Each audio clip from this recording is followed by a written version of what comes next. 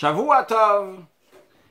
Il y a environ 3-4 mois, j'ai commandé quelques livres d'Eretz Israël et par providence divine, c'est arrivé juste avant Pessah. Et entre autres, il y avait ce livre-là, donc de Harav Ashkenazi. Et ce soir, j'aimerais vous raconter 3 petites anecdotes de ce livre, plus une autre. Les 2 premières sont tout à fait miraculeuses, surnaturelles, contrairement aux histoires qu'on a l'habitude de raconter, bien qu'ils sont aussi miraculeuses. Mais en général, c'est un miracle qui s'habille dans la nature. Quelqu'un qui est malade, la maladie est partie. Bon, la personne était déjà vivante avant. Il y a plein de personnes qui sont en bonne santé. Donc ça peut arriver, même quand c'est l'histoire que le rabbi a fait que l'avion va s'arrêter en plein milieu à tel endroit pour donner une matzah à quelqu'un. Bon, c'est aussi quelque chose qui peut arriver. C'est loin, c'est très loin de l'imagination, mais ça peut arriver. Mais là, les 2 premières anecdotes sont des choses incroyables qui sont tout à fait surnaturelles. Donc on est à la fin du mois de Nissan, le mois de miracles. Les 2 noms, nos sages disent c'est Nissen Nissim, des doubles miracles. Donc c'est quelque chose qui sont tout à fait surnaturels. Et on va passer dans le mois de Iyar, Ani Hashem Rofecha. Je suis Hashem ton guérisseur, qu'Hashem il envoie une excellente santé à tout le monde. Bezrat Hashem. La première anecdote, un juif s'appelait Avraham Zaltzman. Il habitait en Russie, il a passé le communiste là-bas. Et il est sorti de Russie dans les années, en 1969, en Tafshin Chavtet. Et il habitait à Kfar Chabad. Et il a raconté au Rav Ashkenazi qu'après, une fois qu'il était déjà en Eretz Israël, il avait des amis qui sont restés en Russie, de manière plus précise à Samarkand. Et là-bas, il y a des goïms qui ont tué son ami. Et la femme et les enfants de son ami sont restés sans rien du tout. Vu que le père, il avait de l'or, mais vu qu'à l'époque, le communiste, ils ont interdit d'avoir de l'or, et c'est continué même en 1969, il n'y avait pas le droit d'avoir de l'or. Tout l'or qu'il avait, il le cachait quelque part dans la forêt.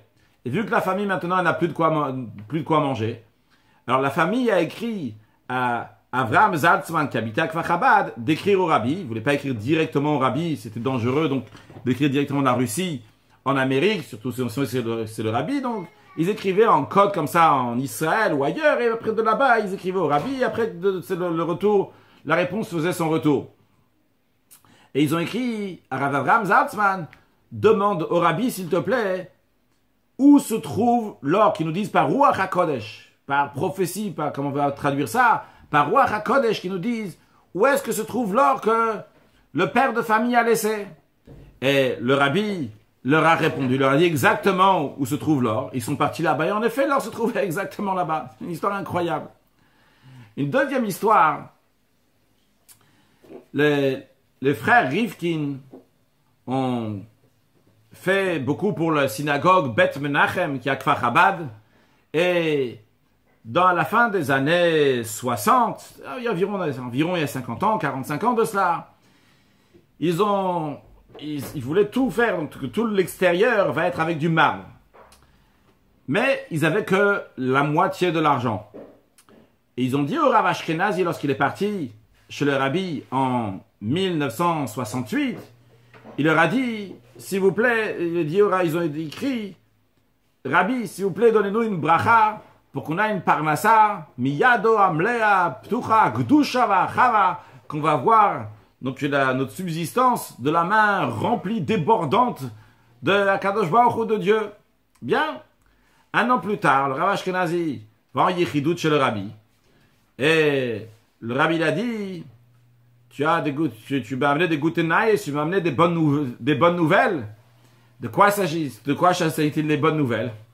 Ces frères-là arrivent qu'ils avaient de l'argent, sûrement c'était des Russes, ils avaient une manière particulière de garder de l'argent, sans la question pourquoi garder l'argent comme ça. Peut-être c'est un problème de comment savoir comment garder de l'argent.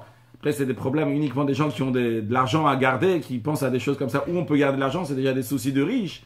Dans tous les cas, où est-ce qu'ils ont gardé leur argent? Il y avait un entrepôt dans lequel il y avait des débris là-bas. Dans cet entrepôt, il y avait une table qui pesait 500 kilos.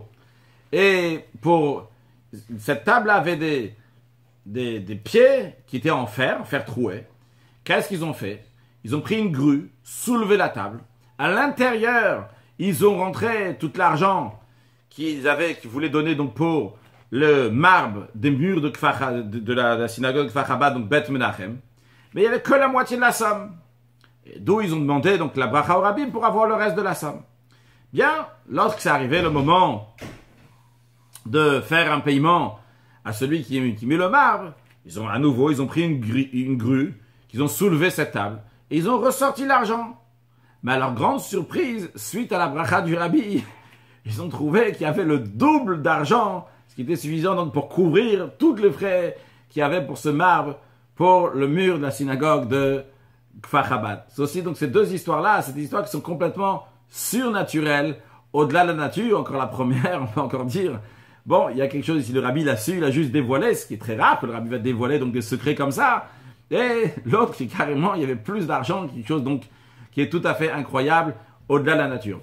Ceci dit, le rabbi aimait toujours que les choses vont se passer un maximum dans les règles de la nature et tout comme il faut. Mais pour contrebalancer ces deux histoires-là, pour équilibrer tout, et pas donner l'impression que le rabbi encourage les choses qui sont pas droites, etc. Deux petites anecdotes. Le Rav Ashkenazi raconte, juste avant de rentrer en Yechidout, en audience chez le rabbi, il y a quelqu'un de très important, un grand chassid qui est venu, lui il était un jeune Rav, et quelqu'un lui a demandé, il a dit, s'il te plaît, demande au rabbi, une bracha, que si mon fils va sortir de la yeshiva, il n'est pas besoin d'aller à Tzahal, qu'il n'est pas besoin d'aller faire l'armée.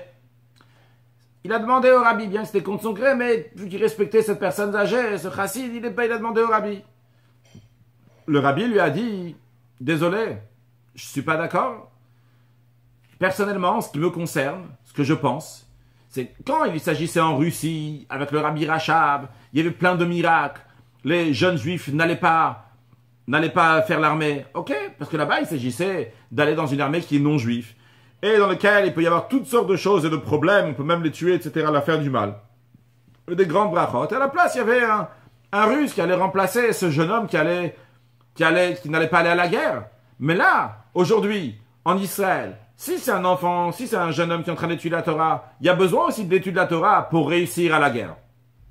En parenthèse, on sait que le roi David, lui, il étudie la Torah, et Yoav, le général de guerre, allait faire la guerre.